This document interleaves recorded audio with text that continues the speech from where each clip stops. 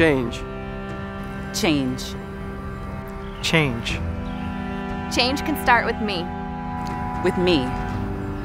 With me. With me. But together, We can support. We can rebuild.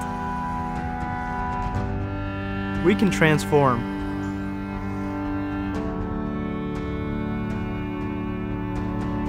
we can encourage, We can lift up. We can move forward. We can make progress. because we Because we Because Because we is greater than me.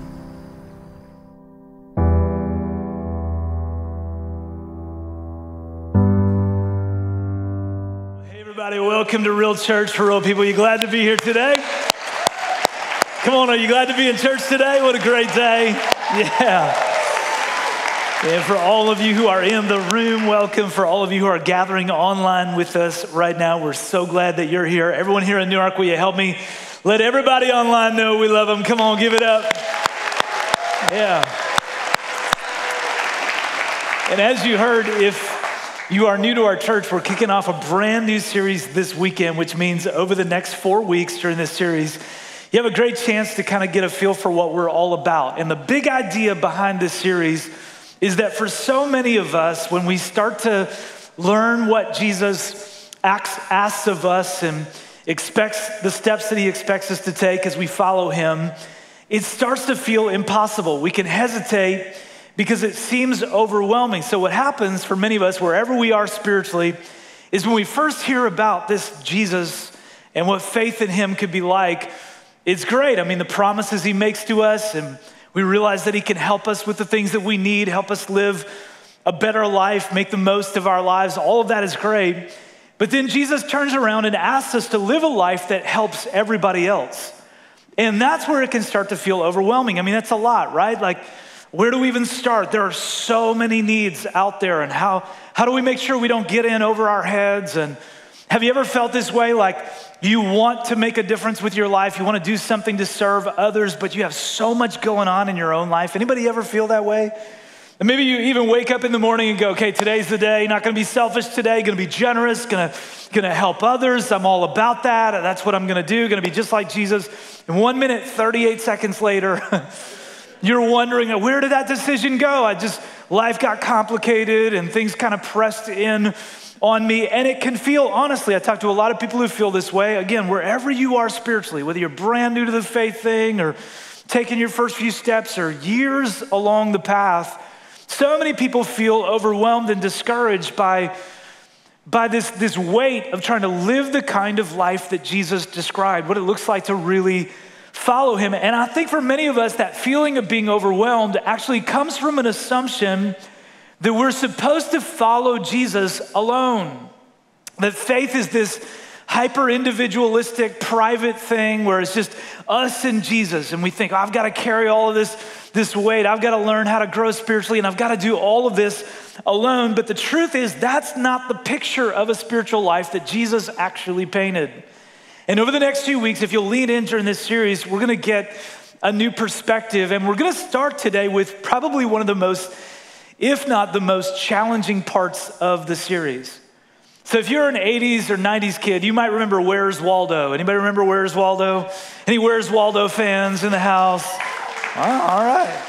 So now it's for sale. Now that I know there's an audience, this will be listed after this gathering. It sounds like we've got some raving fans, and this is the deluxe edition, so I'm sure it's worth far more than the $11 I paid for it on Amazon. But Where's Waldo, if you're not familiar, was a book that came out in the late 80s. A guy named Martin designed this book, and in the book there are 12 crowd scenes in the original book, 12 crowd scenes, and the goal is to find Waldo. Where's Waldo?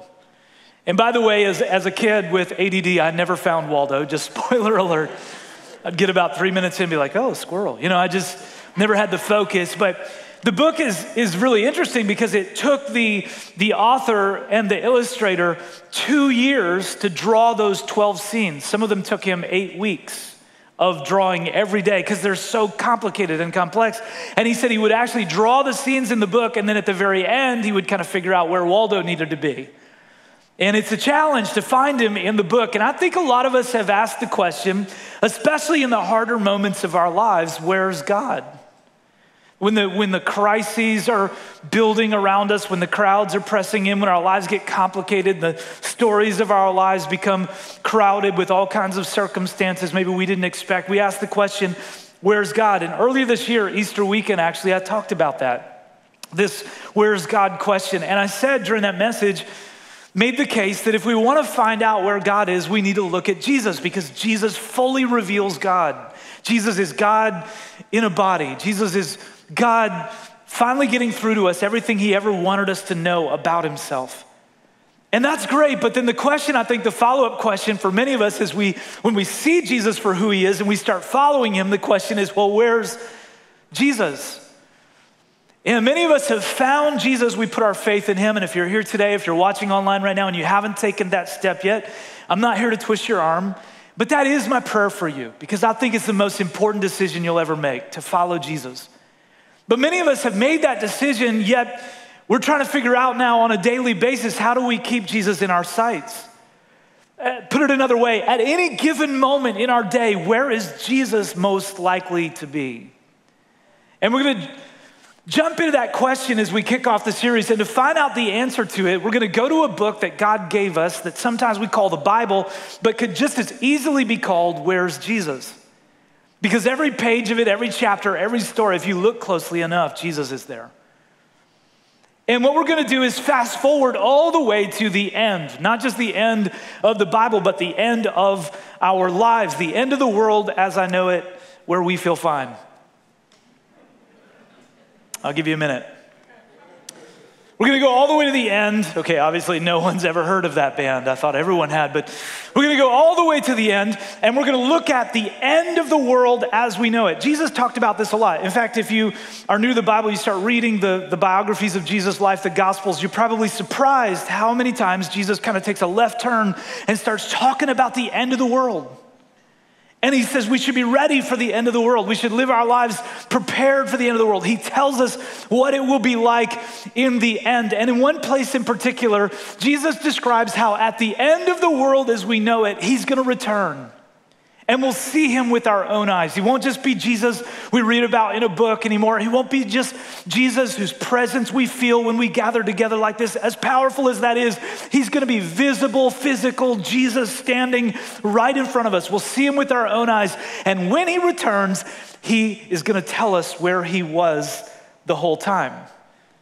Between when he left our planet and when he comes back. So we're about to find out where Jesus is hanging out right now. Here's what he says. But when the Son of Man, talking about himself, comes in his glory and all the angels with him, so he's not coming alone, he's bringing friends, gonna be a party, and he will sit upon his glorious throne, which means it will be crystal clear to everyone, this is the King. There's no one like him, there's no one beside him. He's sitting on his throne, he's reigning, he's large and in charge, and all the nations will be gathered in his presence. And he will separate the people as a shepherd separates the sheep from the goats. So when Jesus says this, he's talking to people who were familiar with shepherding, this idea of caring for sheep. It was a common occupation in their time.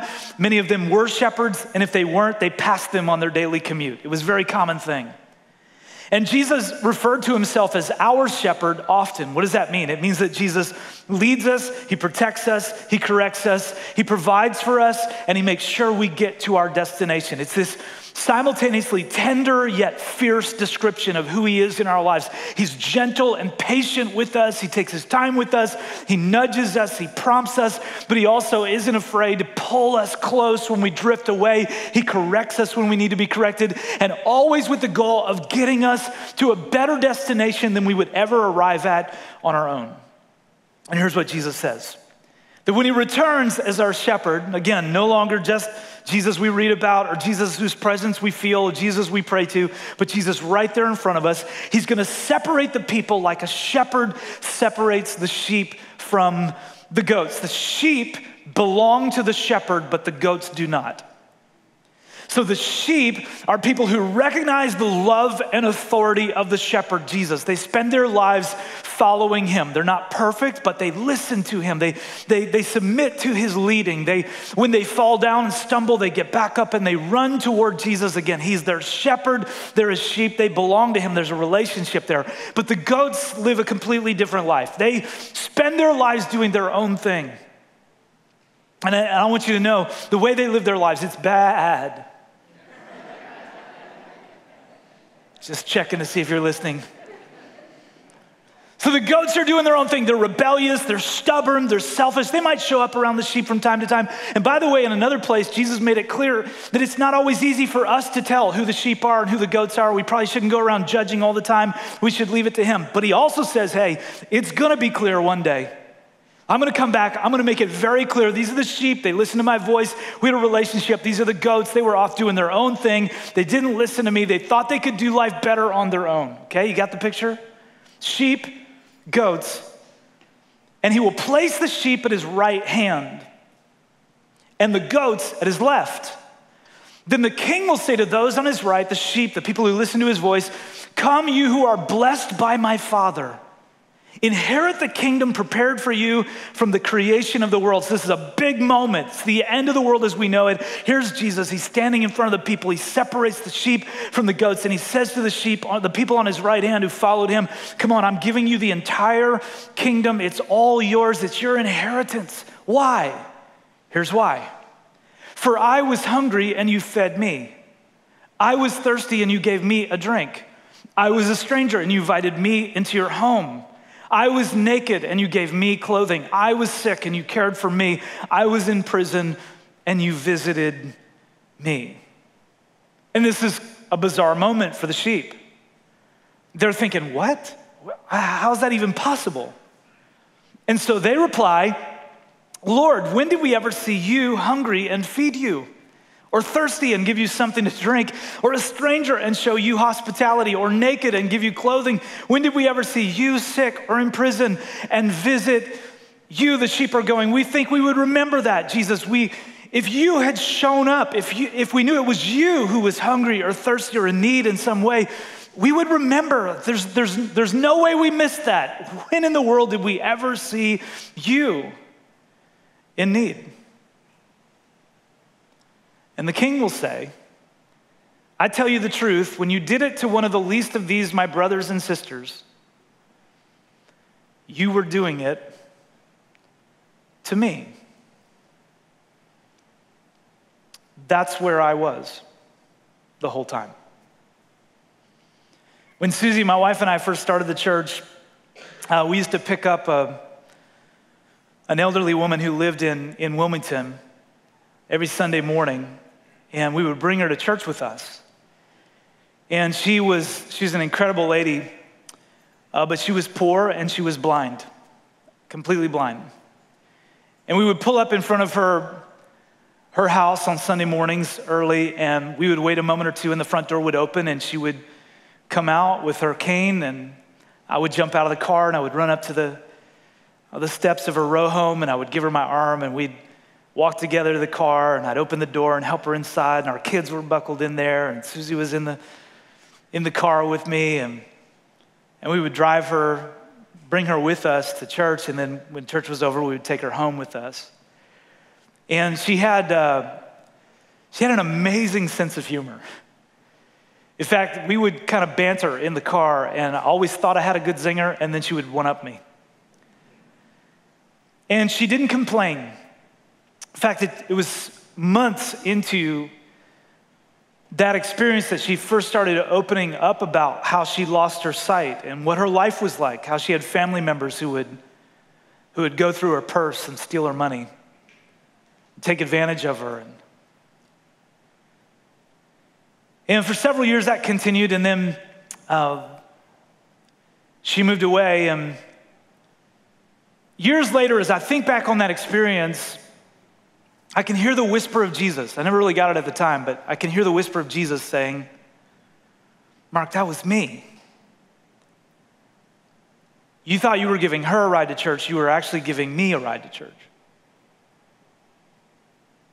Love Month started last weekend. If you're new to our church, this month of August where we're rolling up our sleeves all month long and we're serving outside of our walls, outside of our comfort zones, and making a difference for the people who are in the kind of need that Jesus describes. And this past week, I had an opportunity to go with some of our team to the Horizon House in Wilmington, one of our community partners, and they help people who are food insecure and experiencing homelessness and struggling with the needs of life. And we got to meet some of their staff. We had an amazing time. We packed dozens and dozens of bags full of quality food, fresh food for people in need. We had a dance-off because you can serve and have fun at the same time. And I didn't participate because I hate intimidating people with my dance skills, but several people did. We met a bunch of their staff, including a guy named Kenny. And I invited Kenny to come to church this weekend. I told him, Kenny, if you come, I will personally give you a shout out from stage. And so I would like to welcome Kenny to the 11 o'clock on Sunday morning. He's in the room right now.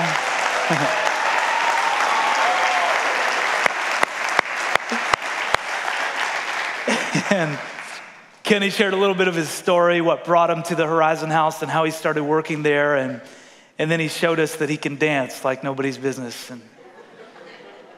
And Kenny's pretty shy.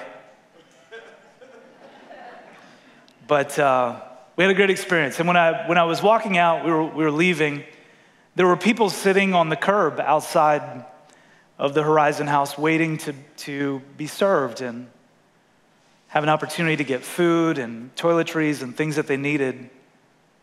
And I just kind of walked down the curb and said hello and smiled at people. And I could hear the whisper of Jesus. You just smiled at me. So the question is, where's Jesus? It's in the midst of life's complications and crowded circumstances and uncertainties. We're wondering at any given moment, where's Jesus? According to Jesus, not according to me, according to Jesus, he's among the hungry, thirsty, overlooked, naked, sick, imprisoned people around us. That's where he is. So in the words we just read, Jesus' words, he is saying, in case you ever feel like you lose track of me, any given moment in your life you don't know where I am, let me tell you where I'll be. If you get distracted, if you wander away and you have this thought in your mind that I've wandered away from you, no, you just forgotten where I am, you can find me at any given moment. Jesus says, between when I left the planet and when I come back and it's clear that I'm king, that I'm large and in charge, here's where I'll be. Any given moment in your life, if you're looking for me, I am among the hungry. So those who don't have consistent access to quality food, Jesus says, I'm among them. And when you feed them, you feed me. He says he's among the thirsty, anyone who doesn't have access to clean drinking water. When we dig a well for them, we dig a well for him. He's among the strangers, anyone who's been marginalized or overlooked because of their financial status or race or religion or past choices or present issues. Jesus is there. And when we show compassion and hospitality to them, we're showing it to him. He says, I'm among the naked, those who don't have clothing. So when we donate our clothing to them, we are donating our clothing to Jesus. Jesus is walking around wearing some of our shoes. He says, I'm among the sick. So think about this. In some ways, Jesus is laying in a hospital bed right now, staring at the ceiling, or he's looking down at a prescription he needs to fill, or reading the WebMD description of the cancer he's just been diagnosed with. He says, if you're looking for me, I'm there. And when you care for the sick, you're caring for me. He's among the imprisoned, rightfully or wrongfully, for life or for 30 days. And when we visit them, we visit him. You want to know where Jesus is? He is present in the everyday struggles of the people all around us. And if we're on that list, he's with us. That's where he is. Jesus says, I'm gonna tell you exactly where to find me. I'll be among those in need. And when you're compassionate towards someone in need, you're being compassionate toward me. You're actually growing, strengthening the relationship you have with me. And I am not gonna forget it. I'm gonna give you the whole kingdom for it someday. Like I promise you, I will not forget what you've done for the least of these. I'll remember, I'm gonna give you the whole shebang. Like, you're gonna receive an inheritance. Now, I don't know about you, but I could stop there and be pretty motivated to serve during Love Month. I mean, I'm fired up right now because now we know where Jesus is, right? It's like the lights have gone on. All of a sudden we realize, oh, Jesus is not in our little comfortable bubbles. He's not at our pity party. He left early. He was like, this is a dud. I'm out. He is not in our little circles where everybody looks like us and talks like us and has the same background we have. No, he's not there. No, Jesus is among people in need, real need. Jesus is among whoever is more broken and hurting and hungry than we are. And he says, you can find me there. So I'm fired up. I'm like, let's go. Don't you feel that? I mean, let's go. I don't want to be a goat. I want to be a sheep. And we could stop there and be so fired up, but Jesus doesn't. Then the king will turn to those on his left. Remember the goats? We're about to find out that does not stand for greatest of all time in this case. He's gonna turn to the goats on the left and say, away with you, you cursed ones, into the eternal fire prepared for the devil and his demons. So he's kind of vague here. A little obtuse. Yikes. Why would he say that? For I was hungry, you didn't feed me. I was thirsty and you didn't give me a drink. I was a stranger and you didn't invite me into your home. I was naked and you didn't give me clothing. I was sick and in prison and you didn't visit me. And then the goats are gonna go just like the sheep did. Lord. First time in their lives they've ever referred to him this way. Because now it's clear. Oh, you were Lord the whole time. We were doing our own thing. We thought we had a better plan for our lives than you had for us, but now it's clear you're Lord. So when did we ever see you hungry or thirsty or a stranger or naked or sick or in prison and not help you? And he will answer, I tell you the truth, when you refuse to help the least of these, my brothers and sisters, you were refusing to help me. That was me. You were too busy to get involved with. That was me who was hungry. It was me who was thirsty. It was me who was a stranger, naked, sick, in prison. Maybe you don't buy all of this. Maybe you know Jesus was a real person who said stuff like this, because the historical record's clear. You don't have to be a believer to know. You just can't refute all the evidence. There was a man named Jesus, and he said things like this. But maybe that's where it stops for you. You'd say, well, yeah, there was a guy named Jesus. He said stuff like this, but he was probably a little deluded. Like a little,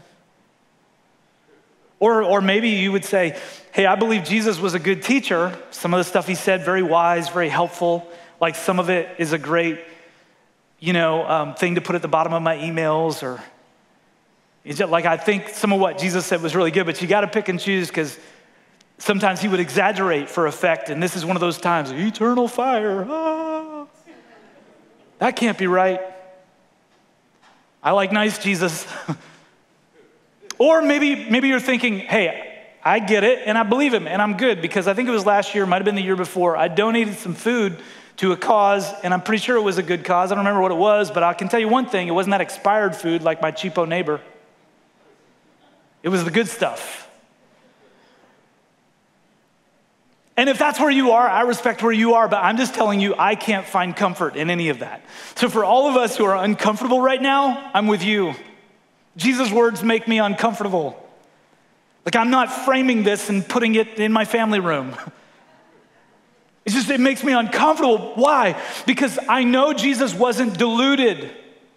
I know he wasn't delusional. I know he was more than a good teacher. And I know that I can't rest on what I did in the past for him. Why? Because I'm a follower of Jesus, present tense. Where he leads, I follow. Now, I'm not a perfect follower of Jesus, not by a long stretch, but I believe he's my shepherd, so I've got to take him at his word, that once I put my faith in him, I will continue to find him among those in need, and I will help them. And if I don't, if I live my whole life as if it's all about me, then maybe I'm not a sheep after all. Maybe I'm just a goat doing my own thing. And for all of us, I think most of us at least, if we knew it was Jesus who was hungry, we would feed him, right? I mean, we would never say no to literally Jesus in the flesh. Hey, I'm Jesus, I'm hungry. We'd be like, all right, filet. In fact, I don't have anything, but I'm calling, like I'm DoorDash right now. Like, here we go. We're hooking you up, you're Jesus. If we knew it was Jesus who was hungry, we would stop at nothing. We would give the very best. Well, here's the thing. Jesus is hungry because the least of these, his brothers and sisters, are hungry. Are you catching it? Jesus lives in a low-income part of town. He's an unemployed dad. He's a single mom. He's an 8-year-old kid in Tanzania who doesn't have access to clean drinking water. That's Jesus. He's a teenage boy with Down syndrome who lives 3 blocks from where you're sitting right now. He's a 34-year-old woman who is bipolar and alone and just doesn't understand why she can't keep a relationship. He's a vet experiencing homelessness and his shoes are wearing out. He's a former senior VP lying in a nursing home wondering if anybody's gonna visit this week. Jesus was arrested a few months ago for armed robbery. He's at Gander Hill right now. You say, come on, that's a little extreme. I mean, Jesus isn't all those people. He hasn't done all those things. Yes, but he takes their needs so personally that he says, whatever you do for them, you do for me. And whatever you refuse to do for them, you refuse to do for me. They go hungry, I go hungry. They go thirsty on your watch, I go thirsty. So what are we gonna do about it? If you're like me, you're thinking, well, dude, I was gonna go home and eat lunch after this. That's what I was gonna do. Till you kind of came and messed that up. And I know, because it seems overwhelming. I mean, think about all those needs that I just described. Like, how am I gonna meet those needs? I can't. How are you gonna meet those needs? You can't. So we have a tension, right? It's a legitimate tension. We can't write off what Jesus is asking us to do here if we wanna live the sheep life with a kingdom waiting at the end instead of the goat life with the devil waiting at the end. It's very clear. If we're really his followers, then what matters to him is gonna matter to us. We're gonna have to get individually involved in what's important to him. And yet at the same time, this problem we have, this feeling of being overwhelmed is real. You can't do it alone. I can't do it alone. Good news, Jesus isn't asking us to. See, if you ever look at goats, they really do their own thing. They kind of like, oh, I think I'll go climb on these rocks. I think I'll go over here. I think I'll go headbutt this person. Like you look at goats, they do their own thing. Sheep move together. And we've all grown up, or most of us have. If you grew up in this westernized culture that we all live in, we've got this very hyper-individualistic kind of concept, and we bring it to our faith. It's me and Jesus. Everybody else is a little weird, but Jesus and me, we got our thing. But that is not the picture. If you could tear away the fabric of that hyper-individualistic westernized concept of faith, you would see a different picture. You would see a flock of sheep, a herd of sheep. I don't remember which they are. Is it a herd or a flock? It's a group of sheep. You would see them moving together in harmony, not because they don't all have their own hopes and dreams and ambitions and fears and issues and concerns, but because the voice of their shepherd is louder than all of those other voices. And the shepherd is saying, come, follow me. Follow me, let's go. Here at The Journey, we are called to do what Jesus described. It's part of the essence of our church, has been from the beginning. And we call the life that Jesus describes here, we call it Code Red. So we feed the hungry and give water to the thirsty and show hospitality to the overlooked and clothe the naked and care for the sick and visit the imprisoned. We call that Code Red. It's ordinary people on mission to change the world. We're all involved. And it starts very simply with a decision we made almost 10 years ago to take at least the first 10%, a tithe of everything you give here, and give it away first, before we do anything else. Give it away outside our walls to meet the needs of people who are near us and hurting. We have J groups, small groups of people who serve together. Some of our groups serve together every week during our semesters with a community partner. And then we have things like Love Month, what's happening this month, that give all of us an opportunity. And it's not that we think we can meet all the needs in a month. We're really just trying to get all of us exposed to the life Jesus describes. Where all of us have an opportunity to answer the question, where's Jesus? And to discover that he's right where he said he would be, among the hungry, thirsty, overlooked, naked, sick, imprisoned people around us. That's where Jesus is. He said he would be. I didn't say he'd be there. He said he'd be there. Just got to look closer. You just got to be willing to go where Jesus said he would be. And if you think about it, Jesus actually showed us where he'd be with his whole life. His whole life was a spoiler alert. So what do you mean? Well, before Jesus ever started his public ministry, before he taught any great messages that the crowds listened to, before he healed anybody, did any miracles, we're told by one of the writers of the biographies of his life, the Gospels, that he fasted, went without food for 40 days. He was, from the very beginning, before he did anything publicly, he was hungry and thirsty. Another writer of one of the Gospels says that then, after that, Jesus came to his own people, but they rejected him. That makes him a stranger. When he was dying on a cross, soldiers gambled over his clothing. He was naked. Before that, he was beaten viciously, and Isaiah, one of the writers of the Bible, says that he was whipped. He was beaten so that we could be healed. He took our sicknesses upon himself. He became sick for us. And after he died, his body was placed in a grave, a tomb, but it was no ordinary grave because a stone was rolled in front of it and 2 guards were put outside. What's that sound like? He was imprisoned. He lived his whole life while he was here going, hey, if you're looking for me, here's where I'll be. Find somebody hungry, find somebody thirsty, find somebody overlooked, find somebody naked, find somebody sick, find somebody imprisoned.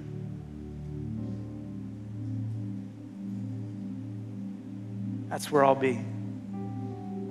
So finding Jesus is about believing that he did everything I just described for us. We don't serve people in need to become sheep. We help people in need because we are sheep. We've put our faith in the shepherd who died for us and rose again to forgive us our sins and bring us into right relationship with God. And now we realize that finding Jesus isn't just a one-time thing.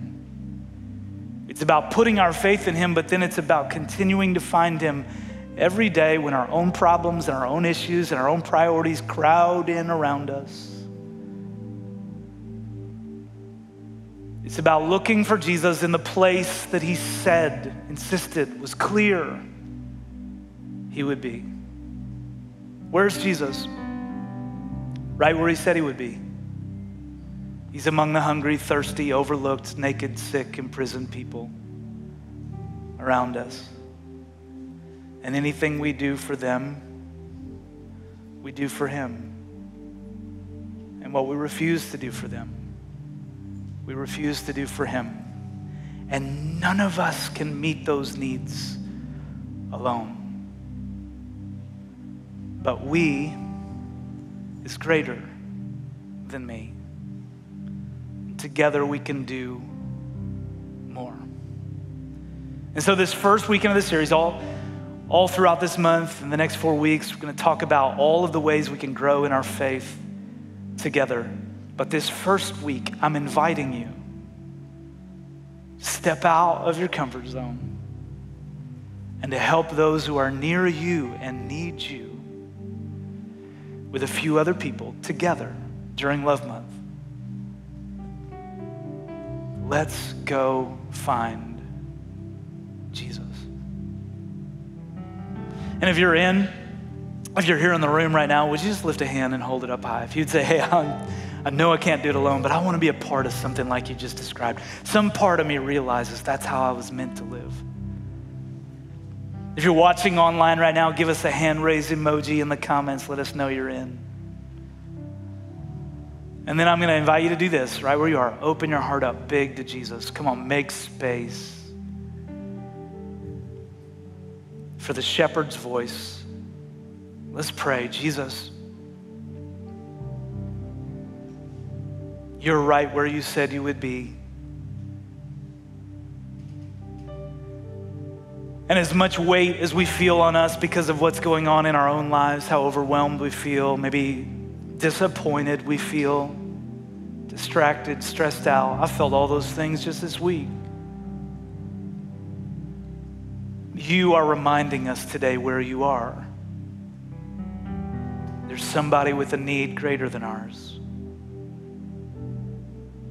And somehow in the act of helping them,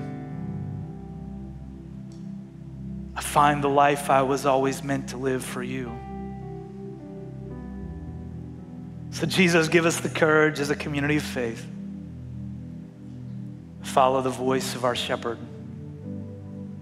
Give our lives away like you did. You will not forget it. In Jesus' name. While you allow God to speak to your life for a moment more, maybe you're here right now or you're watching online right now and gathered together with us. And you're struggling a little bit with the sheep and the goats thing, and you're wondering, how do I know which I am? Jesus said it this way in another place in the New Testament. He said, my sheep know my voice. They listen to me. They're not perfect, but they have made me leader and Lord of their lives. And if you haven't taken that step yet, if you haven't, with faith in your heart, confessed with your mouth that Jesus is leader and Lord of your life, you can today. This is your moment, your opportunity. I'm gonna lead us in prayer again, and this is your chance to take that step. So right where you are right now, with faith in your heart, God's drawing you to him, pray something like this. Jesus, today I give my life to you. I believe you died for my sins. I believe you rose again and you're alive right now. I want to follow you. I can't do it on my own.